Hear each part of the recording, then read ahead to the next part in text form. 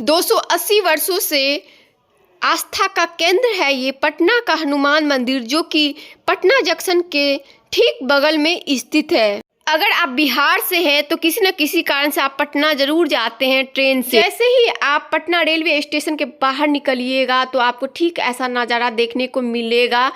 आप देख रहे हैं मंदिर के सामने में एक ट्रेन है, जो कि अंग्रेज के टाइम का ट्रेन है, जिसको शोपीस के रूप में रखा गया है, सजाया गया है स्टेशन को।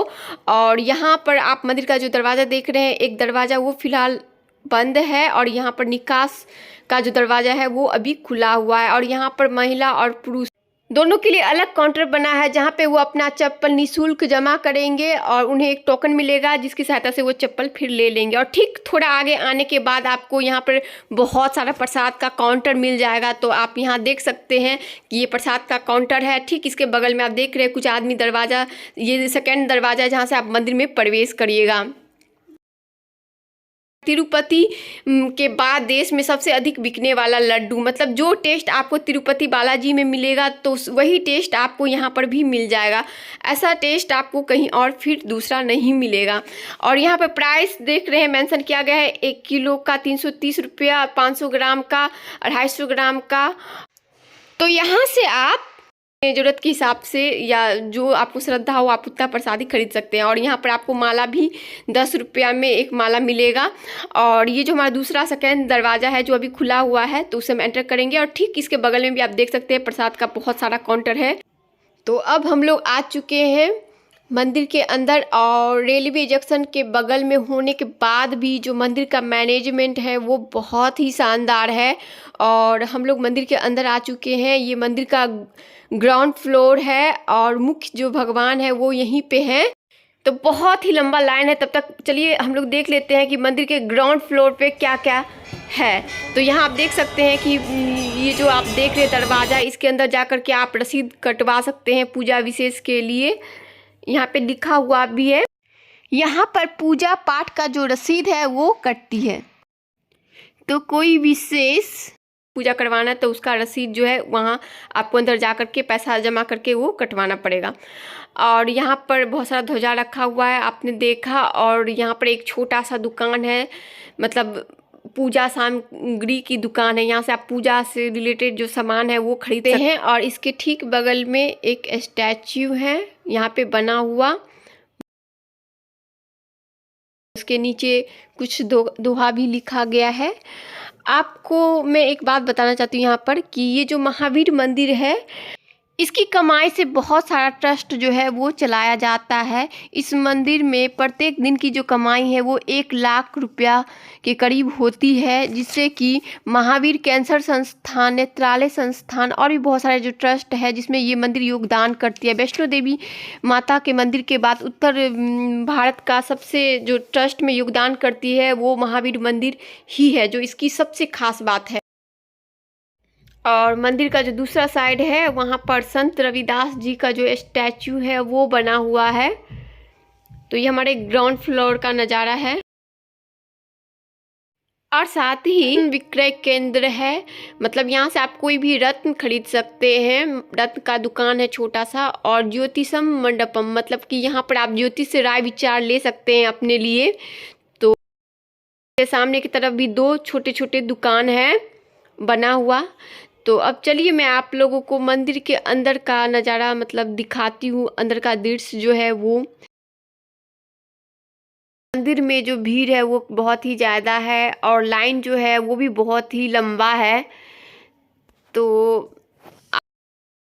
मंदिर में हनुमान जी का दूर से ही आप देख सकते हैं कि 2 रूप है, 2 प्रतिमा है, जिसमें यहाँ पर लिखा हुआ पर भी है दीवार पर कि देश में यही एकमात्र मंदिर है जिसमें हनुमान जी का 2 विग्रह है, 2 रूप है। जिसमें कि दीवार के दूसरे साइड लिखा हुआ है कि एक रूप जो है वो मनोकामना पूर्ण करती है भगवान जी का, और हनुमान जी का जो दूसरा रूप है वो दुख हरण रूप है। दुख हरण हनुमान जी विराजमान है, मतलब वो दुख को हरते हैं। तो मैंने कैमरे को जूम कर लिया है और आप लोग को भी दिख रहा होगा यहाँ पे। और मंदिर के बगल में सीढ़ी है जहाँ से आप 2nd फ्लोर और 3rd फ्लोर पे जाने का रास्ता है। तो पहले आप लोग हनुमान जी का दर्शन कर लें इस वीडियो के माध्यम से, और मैं भगवान से प्रार्थना करती हूँ कि भगवान आपकी सारी मनोकामना है वो पूरा करें। ऐसे तो हर दिन ही यहाँ पर काफ़ी भीड़ होता है, पर मंगलवार और शनिवार को विशेष करके बहुत ही ज़्यादा भीड़ होती है। बहुत सारे श्रद्धालु जो है, भक्तजन हैं, वो आते हैं और बहुत ही शांतिमय, सुखद और अद्भुत दृश्य है भगवान का। आप लोग भी मोबाइल के माध्यम से भगवान जी के दर्शन कर ले तो। और मंदिर के ठीक बगल में बुक शेल्फ है, मतलब भगवान से जुड़ा हुआ किताब है धार्मिक, जिससे कोई भी इंसान पढ़ सकता है, और पढ़ने के बाद आपको ठीक इसे अपनी जगह पे रख देना है। और मंदिर के दाहिने साइड में शिव जी का एक छोटा सा मंदिर है, कि एक बड़ा सा तस्वीर है जिसमें समुद्र मंथन का जो दृश्य है, जिसमें शिव जी ने जहर को पिया था, वो दर्शाया गया है। और ये शिव जी का छोटा सा मंदिर, जहाँ पर आप देख सकते हैं कि शिव जी का जो प्रतिमा है वो विराजमान है, माँ गौरी है, गणेश जी हैं, और साइड में भगवती का रूप है। तो चलिए हम लोग चलते हैं फर्स्ट फ्लोर पे और देखते हैं कि फर्स्ट फ्लोर पे क्या कुछ खास है। तो आप जो सीढ़ी देख रहे हैं यहाँ से मंदिर के बाएं साइड से, तो वहीं से ऊपर जाना है, और हम लोग आ चुके हैं सीढ़ी के पास, और हम लोग चलेंगे फर्स्ट फ्लोर पे। और फर्स्ट फ्लोर पे एक बहुत ही खास चीज़ रखा हुआ है, तो चलिए उसको हम लोग देखते हैं। ये हमारा सेकंड फ्लोर का रास्ता है, पर पहले हम लोग फर्स्ट फ्लोर पे जाएंगे। और ये हमारा फर्स्ट फ्लोर का नज़ारा है। यहाँ सबसे पहले आपको गणेश जी की बहुत ही बड़ी जो प्रतिमा है वो स्थापित मिलेगा, और उसके बगल में माँ गौरी, और ठीक बगल में राम लक्ष्मण माँ सीता का जो प्रतिमा है वो मिलेगा, और उसके बगल में माँ सरस्वती जी की प्रतिमा मिलेगी। और बहुत ही खास चीज़ आप देख सकते हैं, सामने में राम सेतु का जो पत्थर है, वो एक पत्थर यहाँ पर ला करके कांच के बर्तन में रखा गया है, जो पानी के ऊपर तैरता रहता है, जिसे स्वयं भगवान राम ने स्पर्श किया है। और इस पत्थर का वजन 15 किलोग्राम के आसपास है। तो ये हमारा फर्स्ट फ्लोर का नज़ारा था, और चलिए अब हम लोग सेकेंड फ्लोर पे जाते हैं और देखते क्या कुछ खास है यहाँ। तो हम लोग आ चुके हैं सेकेंड फ्लोर पे, और यहाँ पर सबसे पहले कि यहाँ से बाहर का जो नज़ारा है स्टेशन का, वो कितना भव्य और कितना आकर्षक लग रहा है। कहा जाता है कि जब रास्ता कच्चा हुआ करता था बहुत पहले, तो यहाँ से जब बैलगाड़ी जाती थी तो उससे एक एक ईंटा जो है वो चंदे के रूप में लिया गया था मंदिर के निर्माण के लिए, जिससे कि एक छोटा सा मंदिर का निर्माण किया गया था। कहते हैं कि ब्रिटिश सरकार जब रेलवे लाइन बना रही थी, रेलवे का पट्टी बिछा रही थी, तो ये मंदिर ठीक बीच में आ गया था। तो उन्होंने इस मंदिर को तोड़ना चाहा, लेकिन बहुत सारे लोगों को जब पता चला, उन्होंने हंगामा किया, तो फिर ब्रिटिश सरकार को झुकना पड़ा और मंदिर के लिए जगह देना पड़ा। सेकंड फ्लोर पर आप लोग को दिख रहा होगा कि इस कांच के अंदर में मंदिर का स्ट्रक्चर रखा गया है, जिसका मतलब ये है इस मंदिर का निर्माण करना है। और इस मंदिर के निर्माण के लिए बहुत सारे लोगों ने इसमें जो उनका योगदान है, श्रद्धा है, वो पैसे के रूप में यहाँ पर उन्होंने अर्पण किया है। ये स्ट्रक्चर पूर्वी चंपारण का है, तो आप लोग भी अगर इस मंदिर के निर्माण में कुछ योगदान देना चाहते हैं तो कर सकते हैं, जिससे कि ये मंदिर बन सके। और ठीक बगल में कुछ लोग पूजा करवा रहे हैं शीशे के अंदर में बैठ कर के, कुछ श्रद्धालु जन।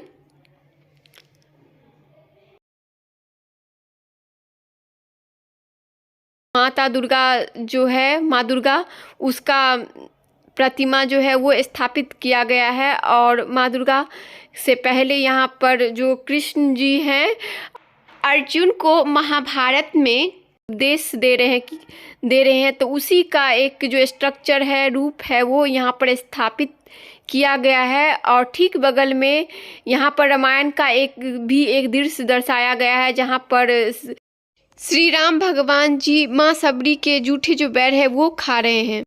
तो इस प्रकार से महाभारत का और रामायण का बहुत ही अद्भुत, बहुत ही खास दृश्य जो है, सीन जो है, वो मूर्ति के रूप में दर्शाया गया है। तो सेकंड फ्लोर पे आप लोगों को यही सब देखने के लिए मिलेगा।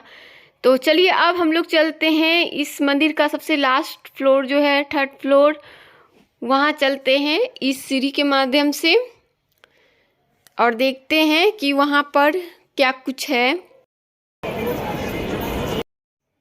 यहाँ पे बहुत ही बड़ा स्पेस है, मतलब पूरा ही खाली है और यहाँ पर छोटे छोटे जो कुंड है वो बना हुआ है यज्ञ करने के लिए। आप देख सकते हैं ये यज्ञ का कुंड बना हुआ है। तो यहाँ पे बेसिकली लोग पूजा करवाते हैं, बैठते हैं अपने परिवार के साथ। तो चलिए हम लोग जान लेते हैं इस मंदिर का क्या इतिहास रहा है। तो उस सन 1730 ईस्वी में स्वामी बालनंदन जी ने एक छोटा सा हनुमान मंदिर की स्थापना की थी ठीक इसी जगह पे। फिर साल 1900 तक ये जो मंदिर है वो रामनंदन संप्रदाय के अधीन में था।